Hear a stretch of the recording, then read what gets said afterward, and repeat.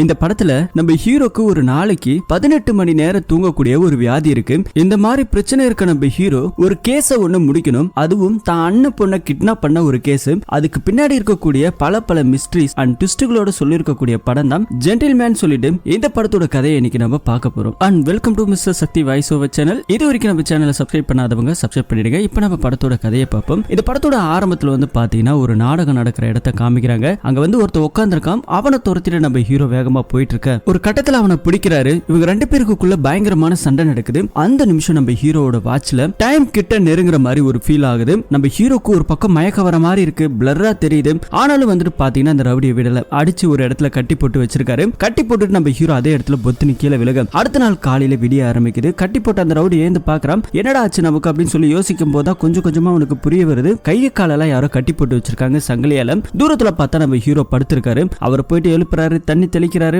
ஆனாலும் அவன் எழுந்திருக்க மாட்டான். பக்கத்துல வந்து பாத்தீங்கன்னா ஒரு பிளேடு மாதிரி ஒண்ணு இருக்கு. அந்த பிளேடால கையை கட்டி போட்டு அந்த சங்கிலியை கட் பண்ணிட்டு ஹீரோவை பாக்குறான். ஹீரோவை தூக்கி அங்கிருந்து மாடியில இருந்து கீழே ஒரு குப்பை வண்டி இருக்கு. அந்த குப்பை வண்டியில தள்ளி விட்டுட்டு அங்கிருந்து அந்த ரவுடி தப்பிச்சு போக, இன்னொரு பக்கத்துல நம்ம ஹீரோக்கு என்னதான் நடக்குது நம்மள சுத்தின்னு ஒரு விஷயம் கூட புரியல. அங்கிருந்து அந்த வண்டி போக, அந்த வண்டி ஒரு குப்பை கடங்களை போயிட்டு கொட்ட, அங்கவே நம்ம ஹீரோ படுத்து தூங்கிட்டு தான் இருக்கு. இங்க வந்து பாத்தீங்கன்னா ஒரு டாக்டர் ஸ்டூடெண்ட்டுக்கு வந்து கிளாஸ் எடுத்துட்டு இருக்காரு. இவர் வந்து குறிப்பா இப்ப கிளாஸ் எடுக்கிறதே வந்து பாத்தீங்கன்னா ஒரு மனுஷன் ஒரு நாளைக்கு 18 மணி நேரம் தூங்க முடியுமா அப்படிங்கிற மாதிரி ஒரு வியாதியை பத்தி பேசிட்டு இருக்காங்க. இது மாதிரி வந்து இந்தியால கிட்டத்தட்ட ஒரு 3 பேர் இருக்காங்க. அவங்க எல்லாமே வந்து பாத்தீங்கன்னா நேச்சுரலா டெத் ஆயிட்டாங்க. ஒவ்வொருத்தவங்க 10 மணி நேரம் தூங்குவாங்க, சில பேர் 12 மணி நேரம். ஹையஸ்ட் லெவல்ல வந்து பாத்தீங்கன்னா இதே வந்து கனடா மாநிலத்தில் இருக்கக்கூடிய பெங்களூர்ல பாரத்னு சொல்லிட்டு ஒருத்தர் இருக்காரு. என்னோட பேஷண்ட். அவர் ஒரு நாளைக்கு 18 மணி நேரம் தூங்கக்கூடிய ஒருத்தவர். இந்த பிரச்சனை வந்துட்டு இன்னைக்கு நேத்து கிடையாது. ராமாயணத்துல கும்பகர்ணனுக்கும் இந்த பிரச்சனை இருந்திருக்கு. இந்த பிரச்சனையை தீர்க்கிறதுக்கான சொல்யூஷன் இன்ன வரைக்கும் வந்து பாத்தீங்கன்னா மெடிக்கல் ரீதியா வந்துட்டு எதுவுமே கண்டுபிடிக்கல.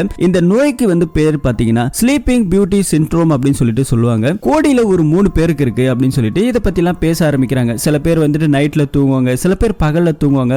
ஆனா பாத்தீங்கன்னா கிட்டத்தட்ட 18 மணி நேரம் வந்துட்டு நம்ம ஹீரோ தூங்குவாராம். ஆனாலும் அவங்க வீட்டுல இருக்க அவங்க பாத்துக்கிற விதங்கள் இது எல்லாமே வந்து பாத்தீங்கன்னா தான் அவங்களோட லைஃபை இன்னும் அழகாக்குது அப்படின்னு சொல்லிட்டு ஹீரோவோட வீட்டுல அவங்க தூங்கினாலும் சரி, அவரை வந்துட்டு குளிப்பாட்டுறது, பல் விளக்குறது, இப்படின்னு அவருக்கான பேசிக்கான விஷயங்கள் கூடமே அவங்க ஃபேமிலி தான் பாத்துக்கிட்டு ஆகணும். இருந்தாலும் அப்பப்ப டேப்லெட் எடுக்கிறதுன்னு சொல்லிட்டு இந்த ஒரு விஷயம் அப்படியே நம்ம டாக்டர் சொல்லிட்டு இருக்காரு. நம்ம ஹீரோக்கு என்ன பிரச்சனை இருக்குங்கிறத இப்ப நமக்கு தெரிஞ்சு போச்சு. இப்ப வந்து பாத்தீங்கன்னா ஹீரோட ஃபேமிலியை காமிக்கிறாங்க. ஹீரோக்கு வந்து பாத்தீங்கன்னா அப்பா அம்மா கிடையாது, இறந்துட்டாங்க. ஒரே ஒரு அண்ணனுக்கு கல்யாணம் ஆயிடுச்சு, மனைவி இருக்காங்க. மனைவிக்கு வந்து பாத்தீங்கன்னா ஒரு குழந்தை இருக்கு. ஹீரோ வந்து தூங்கிட்டு இருக்காங்க. அந்த சின்ன பாப்பா தான் போயிட்டு எழுப்புது. ஹீரோக்கு இன்னும் 18 மணி நேரம் தூக்க முடியல. அந்த பாப்பா வந்துட்டு ஹீரோவை எழுப்புறதே வந்துட்டு கொஞ்சம் வித்தியாசமா இருக்கும். ஒரு மாதிரி ஒரு பாட்டு பாடுவா. சித்தப்பா நான் சாப்பிட்ட சாக்லேட் உன்னை விட ஸ்வீட்டப்பா அப்படின்னு சொல்லிட்டு இந்த பாட்டு தான் நம்ம ஹீரோ கிட்ட பாடி பாடி எழுப்புவா. சோ இப்ப நம்ம ஹீரோ வந்துட்டு எழுந்திருக்கிறாரு. எழுந்தோன்னு பார்த்தா டைம் ரொம்ப அதிகமாயிடுச்சு. ஆபீஸ்ல இருந்து வேற நிறைய கால் வருது. நம்ம ஹீரோ வந்துட்டு ஒரு ஷோரூம்ல வேலை பாக்குறாரு. இப்போ வந்து பாத்தீங்கன்னா நம்ம ஹீரோக்கு டேப்லெட் எல்லாம் கரெக்டான நேரத்தை கொடுக்குறாரு. ஹீரோக்கு இந்த மாதிரி தூங்குற பிரச்சனை இருந்தாலும் ஹீரோவோட அண்ணனுக்கு தூங்குறதே பிரச்சனையா இருக்கும். அவரு ஸ்லீப்பிங் டேப்லெட் போட்டு தான் தூங்குவாரு. எப்படி ஒரு வியாதி எல்லாம் இருக்கு. இப்போ வந்து நம்ம ஹீரோ நேரம் கிளம்புறாரு, வேலைக்கு போவாரு, வீட்டுக்கு வந்துருவாரு, தூங்கிடுவாரு. 18 மணி நேரம் போயிடும். ஒரு நாள் லீவ் விடுவாரு. வாரத்துல ஒரு 3-4 நாள் தான் வேலைக்கே போவார் மனுஷன். இருந்தாலும் வந்து பாத்தீங்கன்னா வேலை பார்க்குற இடத்துல அவ்வளவு சின்சியரா வேலை பார்ப்பாரு. குறிப்பா இப்படிப்பட்ட நபர்கள் வந்துட்டு தூங்கவே செஞ்சாலும் சில விஷயங்கள்ல அவங்க ரொம்ப ஷார்ப்பாவும் ஆக்டிவாவும் இருப்பாங்க. இது ஒரு பக்கம் இருக்கு. இப்ப நம்ம படத்தோட ஹீரோயினை காமிக்கிறாங்க. ஹீரோயின் அப்பா வந்துட்டு ஹீரோயினுக்கு ஒரு நல்ல மாப்பிளை பார்க்கணும்னு சொல்லிட்டு ரொம்ப நாள் ஆசை. நிறைய பேரை பார்த்தாலும் ஹீரோயின் வந்துட்டு இந்த ஃபுட் எல்லாம் இருக்கு இல்லையா, இதெல்லாம் வந்துட்டு ரொம்ப கண்ட்ரோல்ல வச்சுக்கணும் சொல்லிட்டு ரொம்ப ஆசைப்படுவாங்க. டீ காஃபி எல்லாம் குடிக்க கூடாது, எதுவுமே வந்துட்டு பாத்தீங்கன்னா நேச்சுரலா இருக்கணும் அப்படின்னு சொல்லி எதிர்பார்க்கக்கூடிய ஒரு பொண்ணு. தனக்கு வர ஹஸ்பண்டும் அந்த மாதிரி இருக்கணும் சொல்லிட்டு ஆசைப்படக்கூடிய ஒரு பொண்ணு. இதனால நிறைய மாப்பிள்ளைங்க ரிஜெக்ட் பண்ணாலும் ஹீரோயினுக்கு பிடிச்ச மாதிரி ஒரு மாப்பிள்ளை இது நாள் வரைக்குமே கிடைக்கவே இல்லை. இன்னொரு சீனை நமக்கு காமிக்க, அங்க வந்து பாத்தீங்கன்னா ஒரு டாக்டரை காமிக்கிறாங்க. இந்த டாக்டர் ஹாஸ்பிட்டல்ல குழந்தை இல்லாம வரவங்களுக்கு குழந்தையை கொடுக்கற மாதிரி சில ஆண்களோட விந்தணு எண்ணி குறையுது இல்லையா, அதை வந்துட்டு பிசினஸா பண்ணணும்னு சொல்லி ஆசைப்பட்டு இசிஜி செல் டோனர் லிஸ்ட்னு சொல்லி ஒண்ணு வச்சிருக்காங்க. இந்த மாதிரி குழந்தை பிரச்சனை இருக்கவங்களுக்கு கருமுட்டை செலுத்தி குழந்தை பிறக்கிற மாதிரி இந்த ஒரு விஷயத்தெல்லாம் பத்தி பேசிட்டு இருக்காங்க. இன்னொரு பக்கத்துல நம்ம ஹீரோவோட அண்ணா அண்ணிய காமிக்கிறாங்க. ஒரு ஹோட்டல்ல சாப்பிட்டு இருக்காங்க. இன்னொரு பக்கத்துல அதே ஹோட்டல்ல ஹீரோயின் உட்கார்ந்து இருக்காங்க. அவங்க அப்பா இன்னைக்கு ஒரு மாப்பிள்ளை அனுப்பிச்சு விட்டுருக்காங்க. சோ அவங்க கிட்ட பேசிட்டு இருக்கும்போது அந்த ஆளு பீஸா பர்கர் இப்படின்னு சொல்லிட்டு நிறைய ஆர்டர் பண்ணிட்டு இருக்கான். இதெல்லாம் பார்த்துட்டு இருக்க நம்ம ஹீரோயினுக்கு இதெல்லாம் பிடிக்காது இல்லையா. தூரத்துல வெளியே வந்து பாத்தீங்கன்னா ஒரு சின்ன குழந்தை ரோட்ல அந்த பேனர்ல இருக்கக்கூடிய அந்த பீஸாவை சும்மா கையை வச்சு அப்படியே சாப்பிட்டு இருக்க மாதிரி ஒரு ஃபீலை காமிக்கிறாங்க. இதை தூரத்துல இருந்தே ஹீரோயின் கவனிக்க அவங்க மனசு ரொம்ப கஷ்டப்படுது. இன்னைக்கு பணக்காரங்க நிறைய சாப்பிடுறாங்க, ஆனா இல்லாதப்பட்ட குழந்தைங்க என்ன பண்ண சொல்லி யோசிச்சுட்டு அங்க இருக்க ஒரு ஆளை கூப்பிட்டு அந்த குழந்தைக்கான பார்சலை கொண்டு போய் கொடுக்க சொல்றாங்க. அவங்க கொடுக்குற அதே இடத்துல இன்னொரு பார்சலும் வருது. யார் கொடுத்தாங்க அப்படின்னு சொல்லி அவங்கள இவங்களுக்குள்ள ஒரு கன்ஃபியூஷன் ஆக தூரத்துல நம்ம ஹீரோவும் அதே மாதிரி பார்த்துட்டு கொடுத்துருக்காரு. ஸோ இதை பார்த்து நம்ம ஹீரோயினுக்கு ஹீரோ ரொம்ப பிடிச்சி போக அங்க பார்த்த மாப்பிள்ளைய விரட்டே விட்டுறாங்க. அதுக்கப்புறம் சிரிச்சுட்டே வீட்டுக்கு வராங்க. இன்னொரு பக்கத்துல ஒரு பார்க் ஒன்று இருக்கு. அங்க இருக்க ஒரு அழகான பொண்ணை ஒருத்தவன் நம்ம ஹீரோ படத்தோட ஆரம்பத்துல துரத்துனாங்க இல்லையா, அவன் வந்துட்டு போட்டோ எடுக்கிறான். அந்த பொண்ணுகிட்ட சாக்லேட் வேணுமான்னு கேட்கறான். தூரத்துல இருந்து போட்டோ எடுக்கிறான். இப்போ அந்த பொண்ணை கிட்னாப் பண்ணி ஒரு இடத்துக்கு கூட்டு போறாங்க. கூட்டு போற இடத்துல அந்த டாக்டர் ஒருத்தன் இருக்கான் இல்லையா, அவனை காமிக்கிறாங்க. இவனுக்கு எல்லாம் என்ன பண்றாங்கன்னா நிறைய பெண்ணுகளை வந்துட்டு கடத்தி கூட்டு போறானுங்க. கூட்டு போய் இன்ஜெக்ஷனை போட்டு இந்த கருமுட்டை விக்கிறதுக்கான வேலையெல்லாம் பாக்குறானுங்க. இப்படி ஒரு மெடிக்கல் மாஃபியாவை பண்ணிட்டு இருக்கானுங்க. ஒரு பெண்ணு 2 பெண்ணு இல்ல, கிட்டத்தட்ட ஒரு 50-60 பொண்ணுகிட்ட இந்த மாதிரி பண்ணிட்டு இருக்கானுங்க. இந்த மாதிரி ஒரு கிரைமையும் செஞ்சுட்டு இருக்கானுங்க. இன்னொரு பக்கத்துல நம்ம ஹீரோ வேலை பார்க்குற இடத்துல அவார்டு கொடுக்குறாங்க. சோ அதை தூரத்துல இருந்து நம்ம ஹீரோயின் பார்த்துட்டு இருக்க. ஹீரோயின் பாக்குறது நம்ம ஹீரோவும் பாக்குறாரு. நான் வரேன் அப்படின்னு சொல்லிட்டு இப்ப பக்கத்து கடைக்கு போறாங்க. அங்க ஹீரோயினுக்கு ஒரு மாடல்ல செப்பல் வேணுமா, அது கிடைக்கவே இல்லை. நம்ம ஹீரோ அங்க வேலை பார்க்குற மாதிரியே அந்த பொண்ணுகிட்ட பேசிட்டு இருக்காரு. உங்க நம்பர் எல்லாம் கொடுங்க, நான் இந்த மாதிரி செப்பல வந்ததுனாக்கா நான் கண்டிப்பா உங்களோட வீட்டு அட்ரஸ்க்கு வரேன் அப்படின்னு சொல்லிட்டு அந்த லெட்டர்ல அட்ரஸ்ல எழுதுவாங்க இல்லையா, அதுல கூட சொல்லிட்டாங்க நீங்க அந்த கடையில வேலை பார்க்கறவங்க, எனக்காக நீங்க வந்திருக்கீங்களான்னு சொல்லிட்டு நம்பர்லாம் கொடுத்துட்டு தான் போயிருக்காங்க. நம்ம ஹீரோ சிரிச்சுக்கிட்டே போயிட்டு அந்த மாதிரியான செப்பல் எங்கெல்லாம் கிடைக்கும் சொல்லிட்டு நிறைய இடத்துல தேடி பார்க்கறாரு. ஒரு இடத்துலயுமே கிடைக்கல. அது ஹேண்ட்மேட்ல செய்யப்பட்ட ஒரு செப்பலாம். சோ அதனால கிடைக்கலையாம். இப்ப அதே மாதிரி ஒரு இடத்துல செய்யக்கூடிய இடத்துல ஆர்டரும் கொடுத்துட்டு வராரு. இப்ப அந்த செப்பலும் ரெடி ஆயிடுச்சு. அதை எடுத்துட்டு போயிட்டு நம்ம ஹீரோயின் ஒர்க் பண்ணக்கூடிய அதே ஹாஸ்பிட்டல்ல போயிட்டு காலையில போட்டு விடுறாரு. இவங்களுக்குள்ள 2 பேருக்கு ஒரு அண்டர்ஸ்டாண்டிங் இருக்கு, லவ் இருக்கு. ஆனா அதை வந்துட்டு பெருசா சொல்லிக்கவே இல்ல. இப்படியே இவங்க 2 பேரும் ஜாலியா மீட் பண்ணிக்கிறாங்க, பேசிக்கிறாங்க. ஆனா ஹீரோவால சொல்ல முடியல. ஏன்னா ஹீரோக்கு 18 மணி நேரம் தூங்கக்கூடிய ஒரு பிரச்சனை இருக்கு. இப்ப அதனால வந்துட்டு நேரா போயிட்டு அங்க இருக்க இவர் எப்பயுமே பார்க்கக்கூடிய அந்த டாக்டரை பாக்குறாரு. இந்த மாதிரி நான் ஒரு பொண்ணை லவ் பண்றேன், இந்த விஷயத்தை சொல்லாம மறைக்க முடியுமா அப்படின்னு சொல்லி கேட்டா என்னைக்கா இருந்தாலும் தெரிய போகுது, நீ சொல்லிடுறது நல்லது அப்படின்னு சொல்றாங்க. இருந்தாலும் இந்த விஷயத்தெல்லாம் சொன்னாக்கா ஹீரோயின் ஏத்துக்கலனா என்ன பண்றதுன்னு சொல்லி பயத்துல சில டேப்லெட்ஸ் இந்த மாதிரி எல்லாம் போட்டுட்டு தன்னோட வாழ்க்கையை பழைய மாதிரி கண்டினியூ பண்ணலாம்னு முடிவு பண்ணிருக்காரு. இன்னொரு பக்கத்துல நம்ம ஹீரோ துரத்திட்டு போனாலே அந்த ரவுடி அவனுக்கும் இன்னொருத்தனுக்கும் பயங்கரமான சண்டை நடக்குது. இந்த சண்டையில 2 பேருமே அடிச்சுக்கிறானுங்க. அடிச்சிட்டு ஒரு பொண்ணை வந்து கடத்திட்டு போறானுங்க. திரும்பவும் இன்னொரு சீனை நமக்கு காமிக்கிறாங்க. சில ரவுடி பசங்க ரோட்ல நின்று சரக்கெல்லாம் போட்டுட்டு ஒரு மாதிரி இருக்கு. அதே வழியா வந்து பாத்தீங்கன்னா நம்ம ஹீரோயின் வராங்க. இவனுக்கு தெரியாதனமா கார் கதவு திறக்க ஹீரோயின் லைட்டா இடிச்சிட்டாங்க. ஏன்டா பார்த்து திறக்க மாட்டீங்களாடா அப்படின்னு சொல்லி கேட்க இவனுங்க எல்லாமே சுத்து போட்டானுங்க. நாங்க பார்த்து தான் மேடம் இருக்கோம், சரி போனா போகட்டும், உங்களை விட்டுறோம், ஒரு செல்ஃபி மட்டும் கொடுங்க அப்படின்னு சொல்லிட்டு இந்த பொண்ணு கிட்ட செல்ஃபி கேட்டு பிரச்சனை பண்றானுங்க. நம்ம ஹீரோயினுக்கு என்ன பண்றதே தெரியல. ஒரு பக்கத்துல பயம் வேற. அதே பக்கத்துல வந்து பாத்தீங்கன்னா நம்ம ஹீரோ கிளம்பி போயிட்டு இருக்காரு வீட்டுக்கு. ஹீரோக்கு வந்து பாத்தீங்கன்னா இப்ப தூக்கம் வரதுக்கு கிட்டத்தட்ட இன்னும் ஒரு 10-15 நிமிஷம் தான் இருக்கு. ஹீரோயின் நிக்கிறத பார்த்துட்டு திரும்ப யூட்டன் அடிச்சு வராரு. என்ன பிரச்சனை அப்படின்னு சொல்லி கேட்டா இந்த மாதிரி இந்த வழி மறிச்சிட்டு என்கிட்ட போட்டோ கேட்கறானுங்க, பிரச்சனையா இருக்கு அப்படிங்கிற மாதிரி சொல்லிக்கிட்டு இருக்க. ஒரு வழியா வந்து பாத்தீங்கன்னா நம்ம ஹீரோ சண்டை போடுவாரு, காப்பாத்துவாருன்னு பார்த்தா இந்த பொண்ணிய போயிட்டு ஒரே ஒரு செல்ஃபி தானே கொடுத்துட்டு வந்துரு, பிரச்சனை வேண்டாம் அப்படின்னு சொல்லிட்டு ஹீரோயினை அனுப்பி வைக்கிறாங்க. ஹீரோயின் வேற வழி இல்லாம போயிட்டு செல்ஃபி எடுத்துட்டு சாவியை வாங்கிட்டு அங்க இருந்து வராங்க. இதுக்கு நீ வராமலே இருந்திருக்கலாம் அப்படின்னு சொல்லிட்டு அந்த பொண்ணு அங்க இருந்து கோவிச்சுக்கிட்டு போக ஹீரோ அதே இடத்துல ஒரு மாதிரி நின்னுட்டு இருக்காரு. இப்ப அடுத்த நாள் நம்ம ஹீரோ தூங்கி எழுந்த உடனே நேத்து என்ன நடந்துச்சு அப்படிங்கறத யோசிச்சு பாக்குறாரு. இந்த மாதிரி அந்த ரவுடிங்க பண்ணது, பேசுனது, ஹீரோயின் கோவிச்சுட்டு போனது, அந்த ரவுடிங்க பேசும்போது கூட கடைசியா சொன்னாங்க நாங்க இந்த இடத்துல இருப்போம், அப்பப்ப வந்தீங்கன்னா செல்ஃபி கொடுத்துட்டு போங்கன்னு சொல்லி கிண்டல் அடிச்சிருப்பானுங்க. இப்ப நம்ம ஹீரோ கிளம்பி அதே இடத்துக்கு போறாரு. என்னப்பா திரும்ப அந்த பொண்ணை கூட்டு வந்திருக்கியான்னு சொல்லி கிண்டல் பண்ண ஒவ்வொருத்தனையும் சும்மா பறக்க விட்டு அடிக்கிறாரு. அடிக்கிறது எல்லாமே செல்ஃபி எடுத்து ஹீரோயினுக்கு வாட்ஸ்அப்ல அனுப்பிச்சு விட்டுட்டே இருக்கிறாரு. இதை பாக்குற நம்ம ஹீரோயினுக்கு ரொம்ப சந்தோஷமா இருக்கு.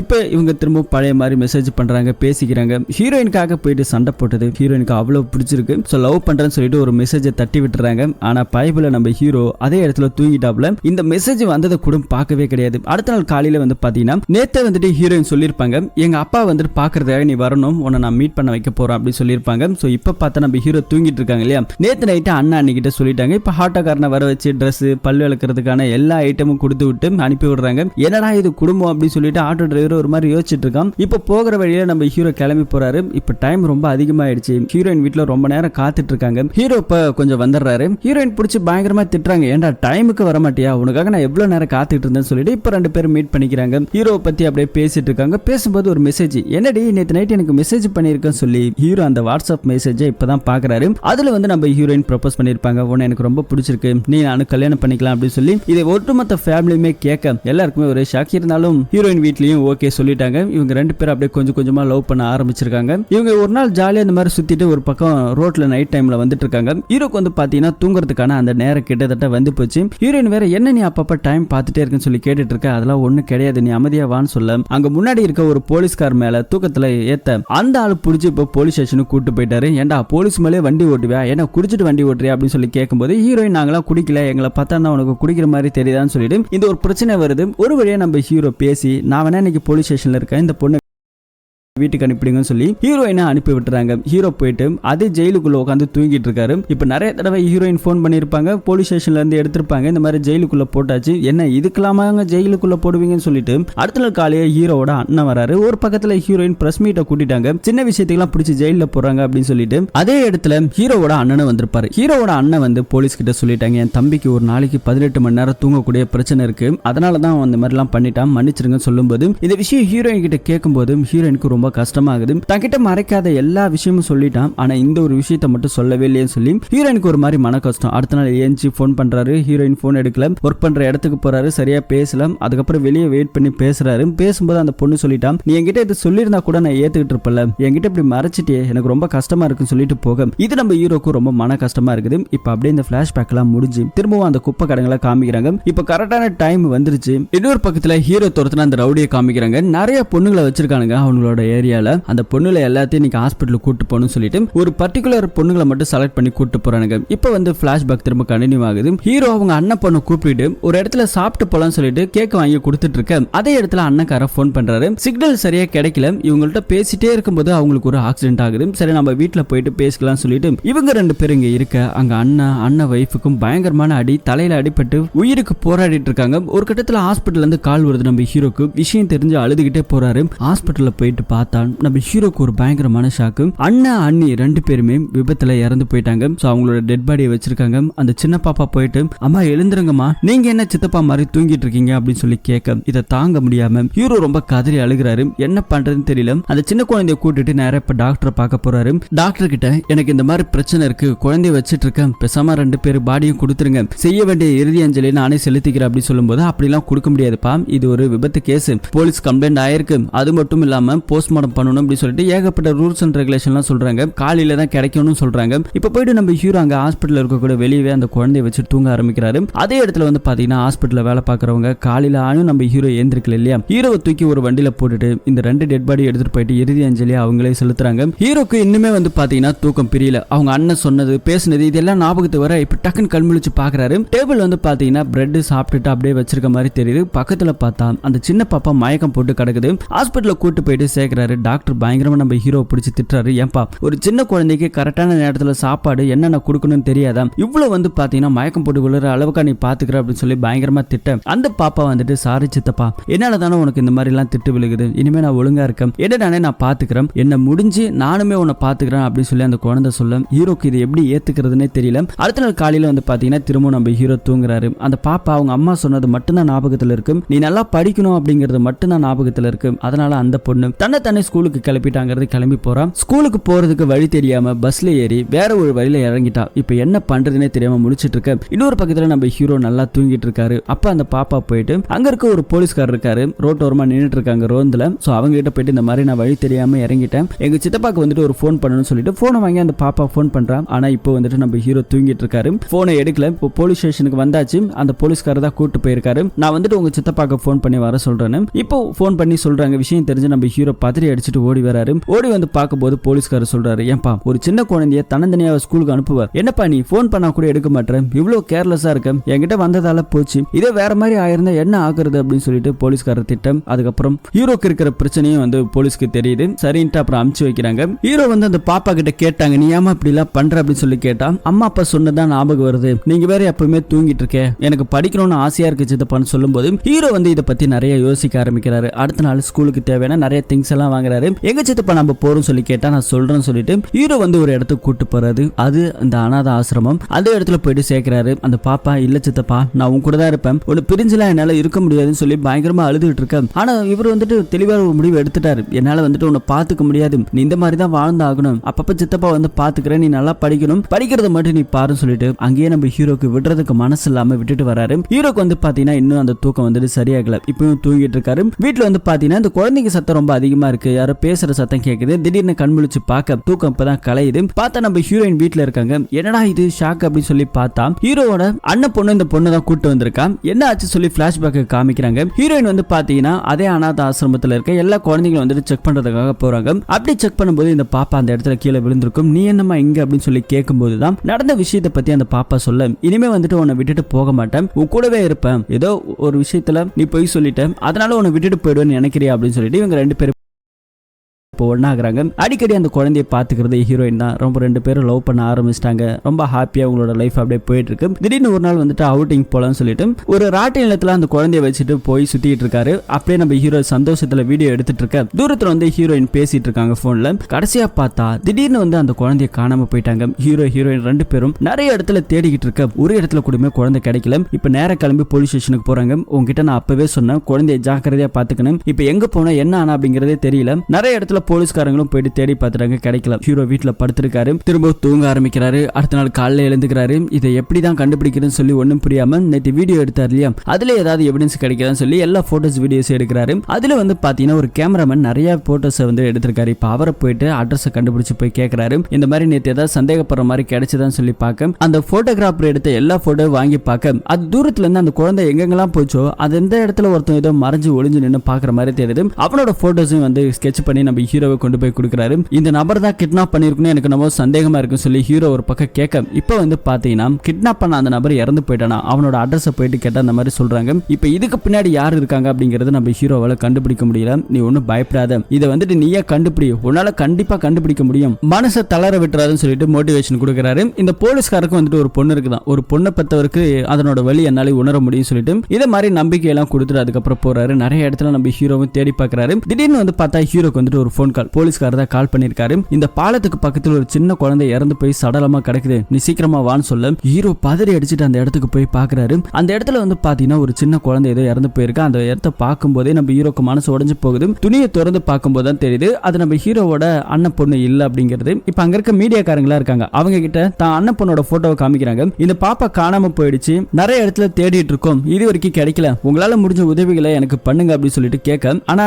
இங்க இருக்க ரிப்போர்ட்டர்ஸ் எல்லாம் வேற மாதிரி கேள்வி கேட்கறாங்க. உங்களுக்கு வேற ஏதாவது மோட்டிவ் இருக்கா, வேற ஏதாவது பிரச்சனை இருக்கா, எதிரிங்க இருக்காங்களா, இப்படி எல்லாம் கேள்வி கேட்க இது நம்ம ஹீரோக்கு சுத்தமா பிடிக்கல. ஹீரோ வந்துட்டு தன்னை தேடி கண்டுபிடிக்கணும் அப்படின்னு சொல்லிட்டு ஒவ்வொரு இடமா அலையறாரு, தேடுறாரு. ஒரு நாள் வந்து பாத்தீங்கன்னா ஒரு டீ கடை ஓரமா நின்று டீ குடிச்சிட்டு இருக்க பிளாஷ்பேக் எல்லாம் முடிச்சுதான் இப்ப நமக்கு காமிச்சிட்டு இருக்காங்க. அந்த ரவுடிக்கு நம்ம ஹீரோக்கு எதனால சண்டை, அவனை துரத்திட்டு நம்ம ஹீரோ எதுக்காக போனாங்க அப்படிங்கிற கதையை இங்கதான் ஓபன் பண்றாங்க. ஹீரோ டீ கடையில நின்று டீ குடிச்சிட்டு இருக்காரு. அப்ப தான் பொண்ணை பத்தி யோசிச்சுட்டே இருக்கும்போது அந்த ரவுடி பையன் வந்துட்டு ஒரு பாட்டு பாடுவான். ஆரம்பத்துல வந்து அந்த பாப்பா வந்துட்டு ஒரு பாட்டு பாடுவோம் இல்லையா நம்ம ஹீரோ கிட்ட, அதே பாட்டு தான். சித்தப்பா நான் சாப்பிட்ட சாக்லேட் உன்னை விட ரொம்ப ஸ்வீட்டப்பான்னு சொல்லி பாட இந்த பாட்டு வந்துட்டு தான் பொண்ணு தானே பாடினா. அதே பாட்டை வந்துட்டு இந்த ரவுடி பையன் பக்கத்துல நின்று பாடிட்டு இருக்கான். அப்ப இவனுக்கும் தான் பொண்ணுக்கும் ஏதோ ஒரு சம்பந்தம் இருக்குன்னு சொல்லிட்டு அவனை ஃபாலோ பண்ணிக்கிட்டே போவாங்க. அப்படிதான் அந்த நாடகம் நடக்கிற இடத்துல போயிட்டு ஒளிஞ்சுக்குவான். அவனை அடிச்சு இப்படி வந்துட்டு அந்த இடத்துல போயிட்டு கட்டி போட்டிருப்பாங்க. இப்ப அந்த இடத்துல இருந்து அவன் தப்பிச்சு போயிட்டான் இல்லையா. இப்ப நம்ம ஹீரோ குப்பை தொட்டில இருக்கிற அந்த சீனை காமிக்கிறாங்க. தூக்கெல்லாம் முடிஞ்சு போச்சு. இப்ப கண் முழிச்சு பாக்குறாரு. கண் முழிச்சு பார்த்து அங்க இருந்து ஏஞ்சி வந்து அவனை கட்டி போட்ட இடத்த பாக்குறாரு. அவன் அங்க இல்ல, அங்க இருந்து தப்பிச்சு போயிட்டான். ஹீரோக்கு இப்ப என்ன பண்றதுன்னே தெரியல, பயங்கரமா அழுதுட்டு இருக்காரு.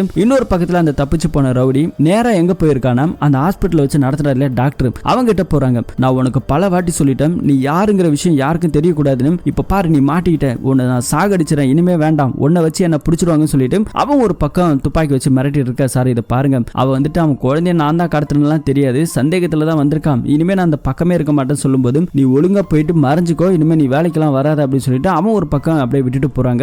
ஏன்னா இந்த பிசினஸ் போலீஸுக்கு இது மாதிரி வெளியே தெரிஞ்சுன்னா கண்டிப்பா இந்த பிசினஸ் பண்ண முடியாது. இது ஒரு பக்கத்துல இருக்க. இப்ப நம்ம ஹீரோ போலீஸ் ஸ்டேஷனுக்கு போறாரு. அங்க இருக்க எஸ்ஐயை பார்த்துட்டு பேச ஆரம்பிக்கிறாரு. போலீஸ்காரு பயங்கரமா திட்டுறாரு. ஏண்டா நீ தான் பார்த்தல, எனக்கு ஒரு கால் பண்ணிருந்தா நான் வந்து பிடிச்சிருப்பல, ஓ பிரச்சனையை தெரிஞ்சுக்கிட்டே நீ இந்த மாதிரி பண்ணிருக்க, கட்டி போட்டுட்டு எனக்கு ஒரு கால் பண்ண வேண்டியதானடா அப்படின்னு சொல்லிட்டு பயங்கரமா திட்டுறாரு. கொஞ்சம் கூட அறிவே கிடையாது அப்படின்னு சொல்லி திட்டிட்டு இருக்க. சரி நீ அந்த ரவுடியை பார்த்திருப்பல அப்படின்னு சொல்லிட்டு ஹீரோயின் கேட்க, பார்த்தேன், என்ன இப்போ அதுக்குன்னு சொல்லி கேட்டா, இங்க போலீஸ் ரெக்கார்ட்ல இருக்கக்கூடிய அக்யூஸ்டுங்களோட லிஸ்ட்டை பார்க்கலாம், அதுல யாராவது இருக்காங்களா பாரு அப்படின்னு சொல்லிட்டு அந்த லிஸ்ட் எடுத்து பாக்குறாங்க. அதுல யாருமே கிடையாது. தூரத்துல அங்க இருந்து ஃபீல் பண்ணிட்டே நடந்து வந்திருக்கும் போது அங்க இருக்க போர்டுல வந்து பாத்தீங்கன்னா அதே அக்யூஸ்டோட போட்டோ இருக்கு. அங்க இருக்க கான்ஸ்டபிள் தான் அந்த கேஸ் அட்டெண்ட் பண்ணிருக்காரு. ஊருக்குள்ள வந்துட்டு ரெண்டு பேர் ரவுடிங்க அடிச்சுக்கிட்டானுங்களாம். அப்ப வந்துட்டு அரெஸ்ட் பண்ணி கூட்டு வந்து சார் அவன் அட்ரஸ் இதான் சொல்லிட்டு அந்த ரவுடியோட அட்ரஸ் கிடைக்குது. அங்க போய் பார்த்தா அங்க இருக்க பாட்டி தான் இருக்காங்க. அவங்கள்ட்ட கேட்டா என் பேரன் போய் 20 நாளைக்கு மேல ஆகுது, அவன் ரொம்ப நல்லவன், நீங்க நினைக்கிற மாதிரி கெட்டவெல்லாம் கிடையாதுன்னு சொல்லிட்டு அந்த பாட்டிமா ஒரு பக்கம் பேச, இன்னொரு பக்கம் போலீஸ்காரங்க அவனோட வீட்டை சோதனை பண்ணிட்டு இருக்க. ஹீரோ வந்துட்டு ஒரு ரூம் ஒண்ணு கிடைக்குது. கிடைக்குது. அந்த ரூமுக்கு போய் பார்த்தா ஏகப்பட்ட பொம்மை, பொண்ணுங்களோட இன்னர் வேறு இப்படின்னு பொண்ணுங்களோட சமாச்சார விஷயமா நிறைய இருக்குது. அதுல வந்து பாத்தீங்கன்னா ஒரே ஒரு மெடிசன் கிடைக்குது, மினோஃபோர்னு போட்டிருக்கு. இந்த மெடிசன் எதுக்காக யூஸ் ஆகுது அப்படின்னு சொல்லிட்டு நம்ம ஹீரோ ஒரு நிமிஷம் யோசிச்சுட்டே இருக்காரு. இந்த மெடிசனோட ஸ்டிக்கர் இதெல்லாம் வந்து பாத்தீங்கன்னா ஹீரோ இதுக்கு முன்னாடி எங்கேயோ பார்த்திருக்காரு. அவரோட வீட்டுக்கு போய் பார்த்தா அவங்க அண்ணியோட சாரி இருக்கு இல்லையா, கடைசி அவங்க இறக்கும் போது கட்டின அந்த புடவையில இதே ஸ்டிக்கர் ஒட்டி இருந்திருக்கு, அங்கதான் பார்த்திருக்காரு. சோ இந்த மருந்துக்கும் அதுக்கு என்ன வித்தியாசம் சொல்லிட்டு ஹீரோயினை கூப்பிட்டு கூகுள்ல செக் பண்ணி பாக்குறாங்க. இது வந்து பாத்தீங்கன்னா சினப்பையை வந்துட்டு தூண்டக்கூடிய ஒரு மருந்து. இந்த மருந்து அவனுக்கு என்ன சம்மதம் சொல்லிட்டு எனக்கு தெரிஞ்ச டாக்டர் இருக்காங்க, அவங்கள போயிட்டு கேட்கலாம் அப்படின்னு சொல்லிட்டு கூப்பிட ஹீரோ வந்துட்டு இங்கே தூங்க ஆரம்பிக்கிறாரு. இப்ப அடுத்த நாள் போலீஸ்கிட்ட இந்த விஷயத்தை பத்தி சொல்றாங்க. போலீஸ்காரங்க அந்த டாக்டர் எல்லாமே கன்சல்ட் பண்ண ஆரம்பிக்கிறாங்க. ஆரம்ப காலகட்டத்தில் வந்துட்டு பாத்தீங்கன்னா குழந்தை பெத்துக்கிறதுன்னு ஒரு பெரிய பிரச்சனையே கிடையாது. ஆனா இன்னைய காலகட்டங்கள் வந்து பாத்தீங்கன்னா குறிப்பா 2004 இருந்து 2005 வரைக்குமே பாத்தீங்கன்னா இந்தியால 30 to 35%, யூஎஸ்ஏல 61% இந்த மாதிரி குழந்தை பிறக்காத பிரச்சனை நிறைய அதிகமா இருக்கு. இதனோட விளைவா வந்து பாத்தீங்கன்னா இந்த கருமுட்டைன்னு சொல்லிட்டு மத்திய கிழக்குல வந்துட்டு அதுல ரொம்ப ஃபேமஸா அவங்க வந்துட்டு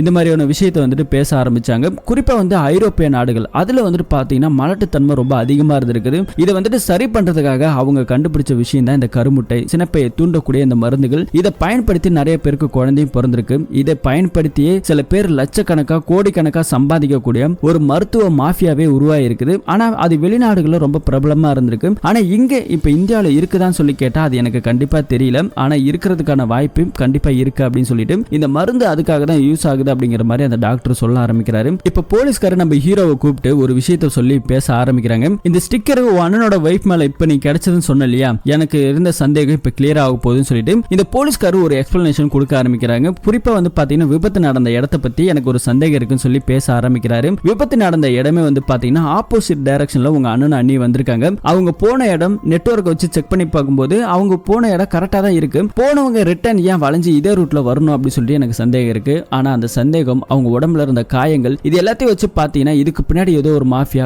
ஏதோ ஒரு விஷயம் நடந்திருக்குது அப்படிங்கிற மாதிரி சொல்லி பேச ஆரம்பிக்கிறாங்க. இந்த டெத்துக்கும் உன் குழந்தைக்கும் ஏதோ ஒரு சம்பந்தம் இருக்கு. இதெல்லாம் யாரு, இதெல்லாம் பண்றது எதுக்காக, உன் கூட நான் இருக்கேன், எப்பவும் இருப்பேன், நீ கண்டுபிடி அப்படின்னு சொல்லி நம்ம ஹீரோக்கு இன்னும் கொஞ்சம் பவரை ஏத்தி விட ஹீரோ திரும்ப தூங்க ஆரம்பிக்கிறாரு. என்னதான் பவர் ஏத்தினாலும் தூக்கத்தை மறக்க முடியாது இல்லையா. இப்ப ஹீரோ இந்த விஷயத்தை பத்தி தேட ஆரம்பிக்கிறாரு. அதுக்கு குறிப்பா வந்து பாத்தீங்கன்னா இந்த மருந்து வந்துட்டு எங்க சப்ளை ஆயிருக்கு அப்படின்னு சொல்லிட்டு பர்ச்சேஸ் பண்ண அந்த அட்ரஸை வந்துட்டு கண்டுபிடிக்க ஆரம்பிக்கிறாங்க. அவனோட கூட்டு வந்து கேட்டா இந்த மருந்துலாம் வந்துட்டு நான் ஒரு இடத்துல இருந்து வாங்குவேன்னு சொல்லிட்டு இன்னொருத்தனை போயிட்டு காமிக்கிறான். அவனை பிடிச்சி கேட்டா இது வந்துட்டு நான் வெளியே இருந்து வாங்குறேன் அதெல்லாம் சொல்ல முடியாதுன்னு கேட்க அவனை பிடிச்சி அடிச்சா அவன் இன்னொருத்தன் போறான். இப்படி லிங்க் மாதிரி போயிட்டே இருக்கு. கடைசி அதை வில்லன் சொல்லிட்டான், இந்த மாதிரி ஒரு ஹாஸ்பிட்டலுக்கு தான் நான் சப்ளை பண்றேன்னு. அது எங்க வந்து நிக்குதுன்னு பாத்தீங்கன்னா இப்போ அந்த ஹாஸ்பிட்டல வச்சு நடத்தினா இல்லையா அந்த இடத்த வந்து காட்டுது. சோ அந்த இடத்துல நிறைய சிசிடிவி கேமரா அந்த ஹாஸ்பிட்டலுக்கு முன்னாடி இருக்கு. அதை வச்சு போலீஸ்காரங்க செக் பண்ணிட்டு இருக்காங்க. பெருசா எந்த எவிடன்ஸ் இல்லாம அந்த ஹாஸ்பிட்டல் கிட்ட கூட நம்மளால போக முடியாது. அவன் பெரிய பிசினஸ் மேக்னெட், நிறைய பவர் இன்ஃப்ளூயன்ஸ் எல்லாம் வச்சு பயன்படுத்திட்டு இருக்கான் அப்படின்னு சொல்லிட்டு செக் பண்ணிட்டே இருக்காங்க. அந்த வீடியோல வந்து பாத்தீங்கன்னா ஒரு ஆம்புலன்ஸ் வருது.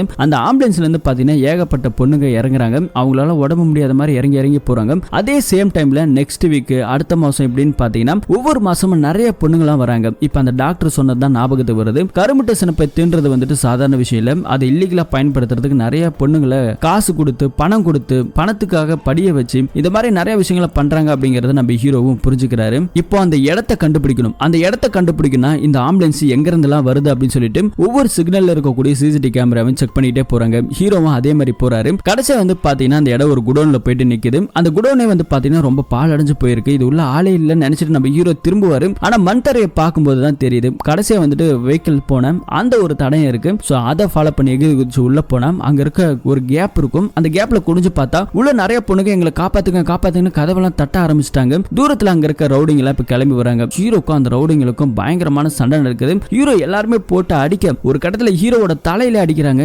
யாருடான்னு பார்த்தா அந்த ஹாஸ்பிட்டல் ஓனர். இதனால் வரைக்கும் இந்த இடத்தை எவனும் தொட்டது கூட கிடையாது. நீ எப்படி கண்டுபிடிச்சிட்ட? ஆனா உனக்கு ஒரு கதை இருக்குது, அந்த கதையை நான் சொல்லவா அப்படின்னு சொல்லிட்டு இவன் ஒரு கதை சொல்றான். நான் வந்துட்டு நிறைய பணம் சம்பாதிக்கணும், கோடி கணக்கில் பணம் சம்பாதிச்சிட்டு இருக்கேன். இந்த மாதிரி பொண்ணுங்களை கடத்திட்டு வந்து அவங்களுக்கு இந்த மாதிரி ஊசியை போட்டு கருமுட்டையை தூண்டி அந்த கருமுட்டையை வச்சு குழந்தை இல்லாதவங்களுக்கு குழந்தைய கொடுத்து என்னோட வாழ்க்கையை என்னோட பிசினஸ் ரொம்ப சந்தோஷமா பார்த்துட்டு இருந்தேன். இப்படிதான் ஒரு நாள் வந்துட்டு காட்டுல மாட்டின மானு மாதிரி ஒரு பொண்ணு வந்து மாட்டினா. அந்த பொண்ணுக்கு வந்துட்டு இவனுக்கு இன்ஜெக்ஷன் பண்ணிருக்கானுங்க. ஆனா இந்த ரவுடி பையன் இருக்கான் இல்லையா, அந்த பொண்ணு கொஞ்சம் ரொமான்டிக்கா காட்ட அவன் அந்த ரொமான்ஸ்ல கீழே விழுக அங்கிருந்து தப்பிச்சு ஓடுவான். ஓடி ஒரு வழியா கேட்டை விட்டு வெளியே போவான். அந்த நேரம் பார்த்துதான் இங்க படத்துல ஒரு ட்விஸ்டா கொடுக்குறாங்க. அதே வழியா போன ஹீரோ அவங்களோட அண்ணா அண்ணிய அந்த பொண்ணு பார்த்திருக்கும். என்ன காப்பாத்துங்க, இந்த மாதிரி என்ன துரத்த வராங்கன்னு சொல்லிட்டு நீ தம்பிக்கு போன் போடு அப்படின்னு சொல்லிட்டு ஹீரோவோட அண்ணன் சொல்லிருக்க. அப்பதான் அன்னிக்காரங்க போன் போட்டிருப்பாங்க. இந்த மாதிரி அந்த பொண்ணு தப்பிச்சிட்டா அப்படின்னாக்கா கண்டிப்பா என்னோட மொத்த கெரியருமே போயிடும், எல்லாமே நாசமாயிடும் சொல்லிட்டு பிளான் பண்ணி இந்த டாக்டருக்கு விஷயம் சொல்லிருக்கானுங்க ரவுடி பசங்க. அதுக்கப்புறம் ஆம்புலன்ஸை வச்சு அண்ணா அண்ணி போற அந்த டூ வீலரை அடிச்சு தள்ளிருப்பானுங்க. அந்த பொண்ணு தூக்கி வண்டியில போட்டுட்டு இந்த டாக்டர் தான் என்ன பண்ணிருப்பானா, ஒரு பெரிய ராடு எடுத்து அண்ணன் தலையில அண்ணி தலையில அடிச்சு அதே இடத்துல கொலை பண்ணி போட்டிருப்பானுங்க. சோ இந்த கொலையை பண்ணதே இந்த டாக்டர் தான். நம்ம போலீஸ்காரர் சொன்னார் இல்லையா, இந்த கேஸ்ல எனக்கு என்னவோ சந்தேகம் இருக்குன்னு, இப்போ அது உண்மையா ஆகி போச்சு. இப்போ நம்ம ஹீரோக்கு இருக்கிற மொத்த வெறியுமே அவனை போட்டு அடிக்கிறதுல தான் இருக்குது. ரெண்டு பேருக்கும் பயங்கரமான சண்டை. நம்ம ஹீரோ போட்டு அவனை அடின்னு அடிச்சு பொழந்து தள்ளிட்டாரு. என் பொண்ணு எங்கடா அப்படின்னு சொல்லி கேட்கும் போதுதான் அவன் இன்னொரு கதையுமே சொல்றான். ஹீரோ ஒரு ரவுடி துரத்திட்டு போனாலே அந்த பொண்ணை கடத்திட்டு வந்ததே இவன் தான், இந்த ரவுடி தான் கடத்திருக்கான். ஆனா அது இவனுக்காக இல்ல, வேற யாருக்காகவே கடத்திருக்கான். அந்த போட்டோஸ் எல்லாம் வச்சுக்கிட்டு அந்த பொண்ணு பேசுறது பாடுறது இந்த மாதிரி வீடியோஸ் எல்லாம் பார்த்திருக்கான். இதுல எதுக்குன்னு தெரியல. அப்படி அவன் பேசிட்டே இருக்கும்போது அதே இடத்துல இருந்து அங்க அடைச்சு கடந்த பொண்ணுங்க எல்லாம் தப்பிச்சு போக அந்த ரவுடியுமே அங்கதான் இருக்கான். ஹீரோ கிட்ட தப்பிச்சு போனவன் அவன் இந்த பக்கம் வரும்போது அவனோட தலையில யாரோ துப்பாக்கி வைக்கிறாங்க. யாருன்னு திரும்பி பார்த்தா நம்ம போலீஸ்காரரு அந்த ரவுடியை சுட்டு கொலை பண்ண போற அந்த டைம்ல நம்ம ஹீரோ போயிட்டு தடுக்கிறாரு. ஏன்னா இவனுக்கும் அந்த குழந்தைக்கு ஏதோ சம்பந்தம் இருக்கு இல்லையா, என் குழந்தைய கண்டுபிடிக்கணும் அப்படிங்கிறதுக்காக போலீஸ்காரர்கிட்ட தடுக்கிறாரு. ஆனா போலீஸ்காரர் நம்ம ஹீரோவை போட்டு அடிக்கிறாரு. ஹீரோக்கும் போலீஸ்காருக்கும் பயங்கரமான சண்டை நடக்குது. ஒரு கட்டத்துல நம்ம ஹீரோவை அடிச்சு போட்டு போலீஸ்காரர் இன்னொரு கதையை சொல்ல ஆரம்பிக்கிறாரு. இந்த கதையில வில்ல அந்த டாக்டர் இல்லடான்னு சொல்லிட்டு அந்த டாக்டரையுமே போட்டு தள்ளிட்டு நான் தாண்டா வில்ல அப்படின்னு சொல்லிட்டு ஒரு கதையை ஆரம்பிக்கிறாரு. நமக்கு எங்க பயங்கரமான ட்விஸ்டா இருக்கும். என்னடான்னு பார்த்தா இந்த டாக்டர் இருக்கான் இல்லையா, இந்த டாக்டரும் இந்த போலீஸ்காரரும் சேர்ந்துதான் ஒரு திட்டமிட்டு இருப்பாங்க. அதுவும் இந்த ஐடியா கொடுத்ததே இந்த போலீஸ்காரன் தான். பெண்களோட கருமுட்டையை வச்சு நம்ம பிசினஸ் பண்ணலாம், உனக்கு துணையா நான் இருக்கேன் அப்படின்னு சொல்லிட்டு இந்த மாதிரி ஒரு பிளான போட்டிருக்காரு. நிறைய பொண்ணுகளை வச்சு இந்த மாதிரி பிசினஸ் பண்ணிருக்கானுங்க. இந்த மாதிரி பண்ணதாலோ என்னையோ தெரியல, எனக்கு ஒரு பொன் குழந்தை பிறந்ததுன்னு சொல்லிட்டு அந்த போலீஸ்காரர் ஒரு பொன் குழந்தை பிறந்திருக்கு. அந்த பொன் குழந்தை வந்து பாத்தீங்கன்னா கொஞ்ச நாள்ல வந்துட்டு இதயத்துல வந்துட்டு கொஞ்சம் பிரச்சனை வந்திருக்கு. அதனால ஹாஸ்பிட்டல்ல சேர்த்திருக்காரு. ஹாஸ்பிட்டல்ல செக் பண்ணி பார்த்ததுல இந்த குழந்தைக்கு இதயத்தையே மாத்தி தான் ஆகணும், வேற வழி இல்லைன்னு சொல்லிட்டாங்க. ஆனா இந்த இதயத்தை மாத்துறதுக்கான டோனர் கிடைக்கணும் இல்லையா, அது ரொம்பவே ரேரு. ஏன்னா அந்த பெண் குழந்தைக்கு இருக்கக்கூடிய பிளட் குரூப் வந்து சாதாரண பிளட் குரூப் கிடையாது, பாம்பே பிளட் குரூப். அப்படிப்பட்ட நபர் கோடியில ஒருத்தர் தான் இருப்பாங்க. இதனால வந்துட்டு இன்னும் 3 நாள்ல மாத்தலனா இந்த பாப்பா இறந்து போயிடும்னு சொல்ல நம்ம போலீஸ்காரருக்கு என்ன பண்றதுன்னு தெரியல. ஒவ்வொரு நாளும் செத்துக்கிட்டு இருக்காரு. அப்படி சாகும்போது தான் அவருக்கு ஒரு வரம் கிடைச்சது. ஒரு நாள் ரோட்ல நிக்கும் போது ஹீரோவோட அண்ணன் பொண்ணு வந்திருக்கு இல்லையா, நான் அந்த மாதிரி சித்தப்பாக்க கால் பண்ணணும்னு சொல்லிட்டு அந்த பாப்பா எங்க படிக்குன்னு சொல்லிட்டு ஐடி கார்டுல பார்க்கும்போது தான் பிளட் குரூப் பாம்பே குரூப்னு சொல்லிட்டு போட்டிருக்கும். சோ அப்போ இந்த பொண்ணை தான் பொண்ணுக்கு யூஸ் பண்ணிக்கணும்னு சொல்லிட்டு இவன் வந்துட்டு ஒரு ரவுடியை வச்சுதான் அந்த பாப்பாவை கடத்திருக்கான். ஆனா அவனுக்கும் நம்ம ஹீரோ துரத்திட்டு போன ரவுடிக்கும் சில சண்டை இருக்கும். அவங்கிட்ட இருந்து அந்த சின்ன பாப்பாவை இவன் புடிங்கிட்டு போயிருப்பான். இப்படிதான் மாறி மாறி போயிருக்கும். ஆனா கடைசியா மெனோஃபோர்னு சொல்லிட்டு நீயே ஒரு லீடை கொடுத்த. அதுக்கப்புறம் தான் அந்த குழந்தை யாருக்கிட்ட இருக்குன்னு எனக்கே தெரியல. ஏன்னா ஃபர்ஸ்ட் கடத்தினவன் இறந்து போயிட்டான் இல்லையா, இப்ப அந்த மெனோஃபோர்னு மருந்து நம்ம ஹீரோ எடுத்துட்டு வந்து கொடுத்ததுக்கு அப்புறம் தான் இவனுக்கும் நம்ம குழந்தைய கடத்திட்டு போனவனுக்கும் ஏதோ ஒரு சம்பந்தம் இருக்கு சொல்லி நம்ம ஹீரோவை கண்டுபிடிச்சிருப்பாரு. இப்படிதான் வந்துட்டு அந்த குழந்தையை காப்பாத்தி தான் குழந்தைய காப்பாத்தணுங்கிறதுக்காக இவ்வளவு நாளா நம்ம ஹீரோக்கு சப்போர்ட் பண்ண மாதிரி நடிச்சிருக்காரு. உன்னையே கண்டுபிடிக்க விட்டு உங்ககிட்ட இருந்தே உன் குழந்தைய வாங்கி என் குழந்தைய காப்பாத்தணுங்கிறதாண்டா பிளான் அப்படின்னு சொல்லும்போது ஹீரோக்கு அப்படியே இங்க பயங்கர ஷாக்கிங்கா இருக்கு. அப்படி சொல்லிட்டே இருக்கும்போது அந்த சின்ன குழந்தை அங்கிருந்து நடந்து வருது. சித்தப்பான்னு அழுதுகிட்டு வர இன்னொரு பக்கத்துல நம்ம ஹீரோ தூக்கம் வர்றதுக்கு தயாராயிட்டாரு போல. தூரத்துல அந்த ரவுடி அந்த குழந்தை தூக்கலான்னு போக போலீஸ்காரன் அவனையுமே சுட்டு கொலை பண்ணிடுறாரு. இப்ப ரெண்டாவது நம்ம ஹீரோவை சுடலான்னு போகும்போது அந்த சின்ன பாப்பா சித்தப்பான்னு கூப்பிட ஹீரோ கண்ணு முழிச்சு அந்த துப்பாக்கியை தள்ளி விட்டுட்டு இவருக்கும் அந்த போலீஸ்காருக்கும் பயங்கரமான சண்டை நடக்குது. ஒரு கட்டத்துல நம்ம ஹீரோ அவனை அடிச்சு போட்டு துப்பாக்கியில சுட்டு அவனை கொலை பண்ணலான்னு பார்க்கும்போது அந்த சின்ன குழந்தை பாக்குது இல்லையா, அதை பார்த்து ஹீரோக்கு கொல்றதுக்கு மனசு இல்லாம அதே இடத்துல அவனை விட்டுட்டு போறாரு. அந்த குழந்தையும் காப்பாத்திடுறாரு. இப்ப நம்ம ஹீரோ அங்க இருந்து கிளம்பி போறாரு. அப்படி இந்த படத்தோட ஸ்டோரியை முடிக்கிறாங்க. இந்த படத்தோட கதை எப்படி இருந்துச்சு அப்படிங்கறத கமெண்ட்ல சொல்லுங்க. இது மாதிரியான இன்ட்ரெஸ்டிங்கான கதையெல்லாம் தெரிஞ்சுக்கணும்னா நம்ம சேனலை மறக்காம சப்ஸ்கிரைப் பண்ணி ஃபாலோ பண்ணுங்க. மீண்டும் ஒரு நல்ல படத்தோட கதையில திரும்பவும் சந்திப்போம். தேங்க்யூ.